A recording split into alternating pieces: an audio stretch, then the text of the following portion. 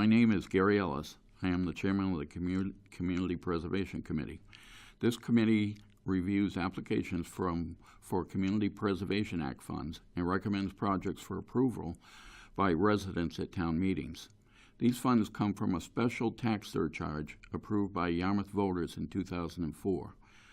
By law, these funds can be spent only in 4 areas of community betterment, namely community housing, historic preservation, open space protection, and recreation. Since adopting the Community Preservation Act, the town has completed over 90 projects.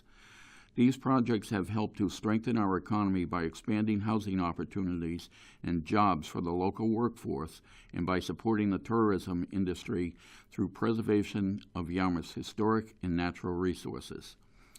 These funds are essential to preserving and improving our community and quality of life. At the May 4, 2019 town meeting, we will be presenting 8 articles with 12 projects for consideration by town voters.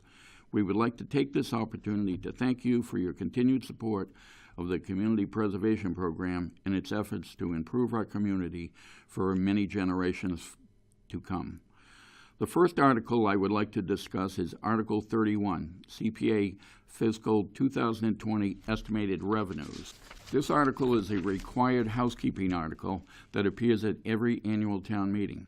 As required by state law, a minimum of 10% of estimated revenues for the coming fiscal year from the annual 3% surcharge devoted to community preservation activities must be set aside for each of the following purposes: 10% for community housing, 10% for historic preservation, and 10% for open space. These are shown in the table as $210,000 for each of these 3 categories. In addition, 5% of the total revenue is set aside to cover operating expenses. The remainder is placed into an undesignated reserve and can be spent upon town meeting appropriation on any of the approved areas of community housing, historic preservation, open space, or recreation projects. The expected undesignated reserve is shown in the table, along with the expected contribution from the state of Massachusetts for participating in the Community Preservation Program. This free money from the state is a significant contribution to the town's Community Preservation Program. As you can see from the number at the bottom of the table, the town generates about $2 million a year for community preservation projects. Each year, about 10 to 20% of these funds come from the state in a matching grant. Since the beginning of this program in 2005, the state has provided Yarmouth with $8.7 million in matching funds. What is not spent in any particular year is held in the Community Preservation Fund for potential future use. It can only be spent on the 4 categories of spending mentioned earlier.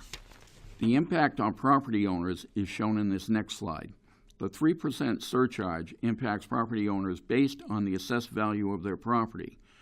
With the tax rate of $10.10 per $1,000 of assessed value, property owners with property assessed at $200,000 would contribute $60.60 per year to the Community Preservation Fund.